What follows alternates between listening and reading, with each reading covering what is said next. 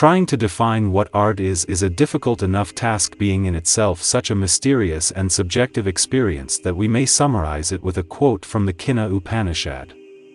What enlightening dazzles, makes one close his eyes and exclaim, "Ah!" We do not know the cause of this exclamation, however, but we can make a little logical effort to understand who packs and hurls these lightning bolts of amazement. Who or what is an artist? What is his or her task? If we want to continue to use Indian culture as the spark to ignite this discourse, we can say that a potential artist is any person who feels the need to convey feelings through artistic expressions because he or she is struck by the burning arrows imbued with desire and lack of the god Kama. Kama is the one who inflames, the one who makes one burn in desire, a kind of our Cupid, but is also the deity associated with lack. How can desire and lack, such opposing expressions, be part of the same essence? Do they perhaps have something to do with art and the artist? Definitely yes. Every creation goes through the desire to make up for a lack. A lack both external and internal, both objective and subjective. It is precisely this lack that triggers the eclectic desire for creation.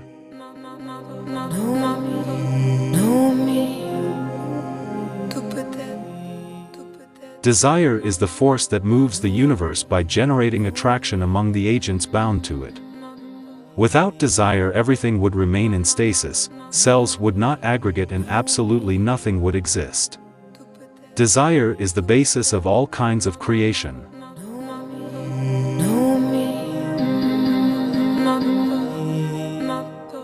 First clue, remedy.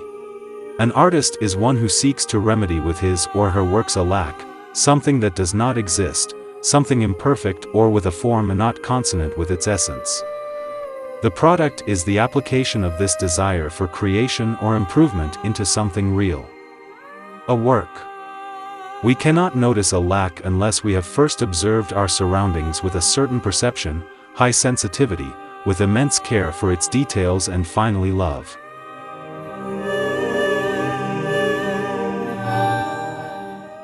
Someone wrote that an artist is nothing but a being endowed precisely with abnormal sensitivity, out of the ordinary. For him friendship is a deep love, for him every little failure is a catastrophe.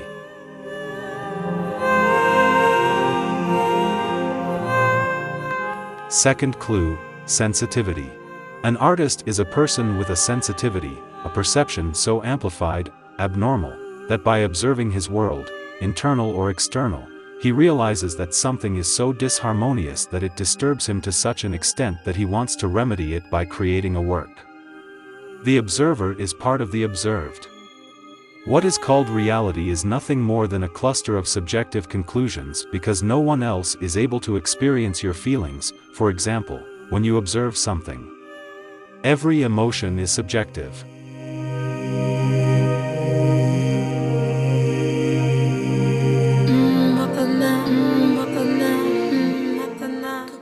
There is a connection, an empathy so deep between us and what we observe. We have assimilated a subject, incorporated it, processed it, and ultimately created it. That old homeless man, that shiny car, or that forest at sunset that you photographed is part of you, and so are the subjects. We are also part of them.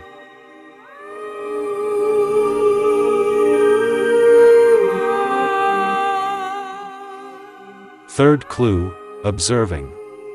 Without this exchange of positions there is no observing, and this brings us to the third definition. The artist, after carefully observing the environment, decides to produce his work by transferring a part of himself into it so as to heal what is subjectively out of place. The same transmutation, performed by shamans who, after entering the subjective reality of the sick person, transform negative forces into positive ones, bringing everything back to a harmonious state again. What was external to the shaman became internal, an inside shared with the patient but still internal. An objectivity turned subjective.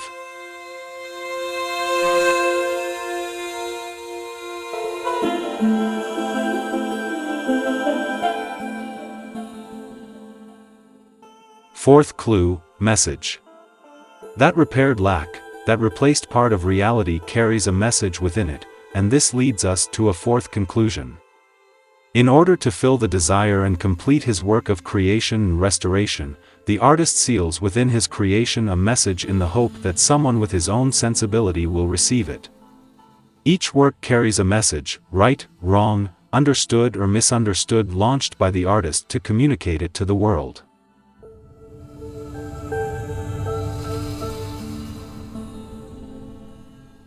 The Maya believed that artists, mainly scribes, in that they used writing based on pictograms, were the conduit between heaven and earth. Those who turned the ideas of the gods of the universe into reality and deciphered the messages sent from the heavens, intuition, to turn them into something tangible and understandable for others. This suggests that those with a certain artistic sense, a certain talent, are in communication with a universal intelligence and receive messages from it.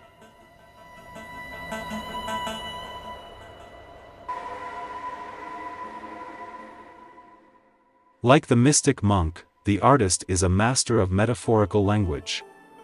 The monk, however, is bound to an already formed vocabulary of which he is only its representative.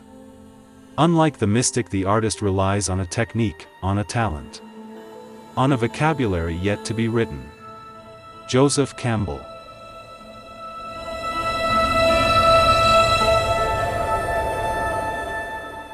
Fifth clue, mystic. Every artist is a mystic, and this is the fifth definition. The artist is a mystic, but unlike the monk, the path taken by the artist goes out into the world and is not limited to inwardness as an end in itself. The artist, unlike the mystic, has technical skill and has a socially oriented purpose. His visions become material and are intended solely for others. The artist's microcosm is compared with the macrocosm of the universe. Schopenhauer's world as will and world as representation or idea, in which external reality and internal reality coincide, and the sixth definition begins to emerge. Sixth clue, innovation. True artists are innovators, and two levels of innovation can be distinguished in their creations: technical innovations, the most obvious, and innovative insights. Any work that does not contain technical or intuitive innovations cannot be considered art, but only a decorative depiction, purely for entertainment and an end in itself. Art for art's sake is nothing but an aberration of the decadence of our century, Nietzsche.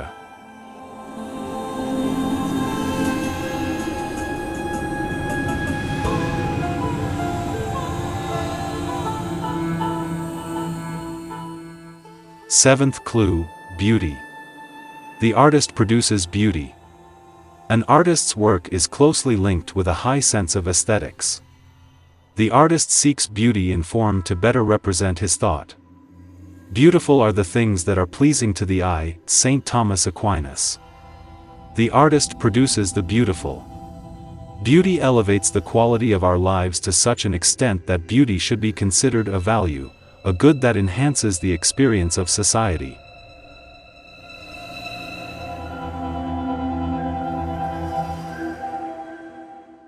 The word aesthetics comes from the Greek aesthetikos, to perceive, to feel, and thus has to do with the experience of the senses, but also with feelings. A higher, subjective perception that binds form and spirit together. True art is this, the dissemination of a perception unrelated to any interest other than to disseminate a thought in solid form intended for human beings.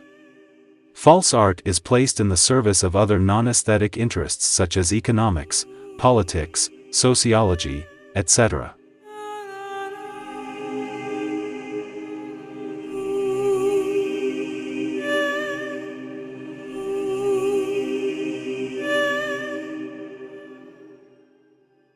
But what are the types of fake art produced by as many fake artists?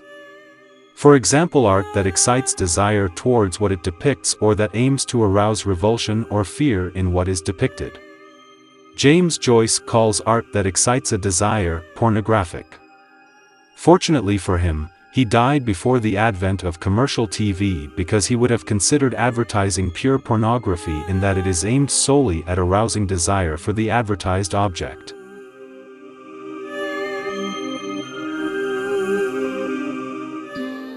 Three things are necessary for aesthetics, beauty and thus art, and these are integrity, harmony and radiance.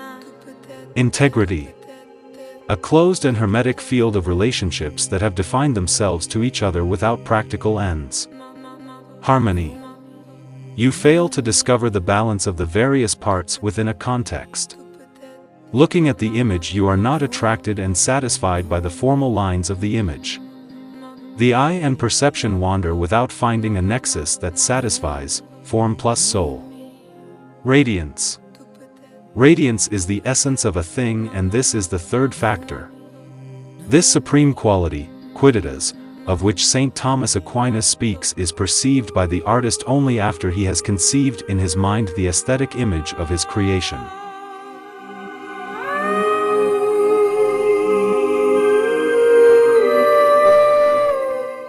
The power of true art is to illuminate the senses, heal the mind and enchant with its wonder through the essence, radiance, of a harmoniously depicted thought, harmony, that is related to a context that is not depicted, integrity, in its work. Art is a harmony parallel to nature, Paul Cezanne.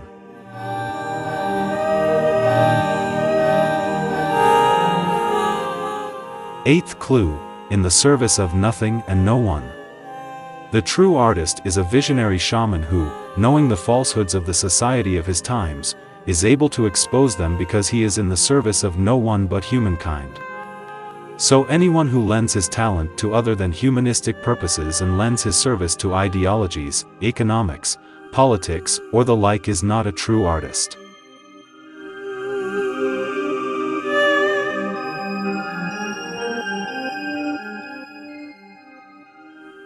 Ninth clue, imagination. The artist lives by imagination. He who has no imagination cannot be an artist. The true artist has the superpower to create thousands of universes at the snap of a finger. Fantasy is an alternate existence available to the artist. A universe in which he takes refuge to retreat to test his own creations before transferring them into his own reality and work.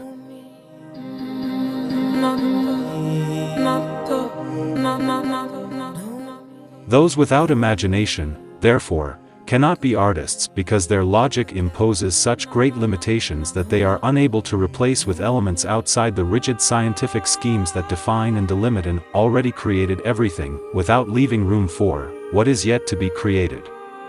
Any artistic action that comes from a deep need to repair what is disharmonious in our reality is art.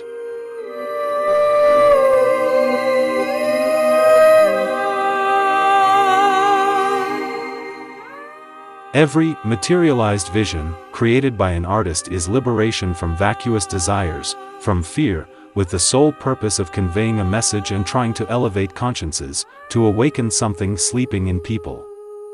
This, I think, is the true mission of the artist. Of the artist who whispers inside everybody. Make sure you make it scream and release your hidden potential. The universe needs visionary heroes. God bless the visionaries.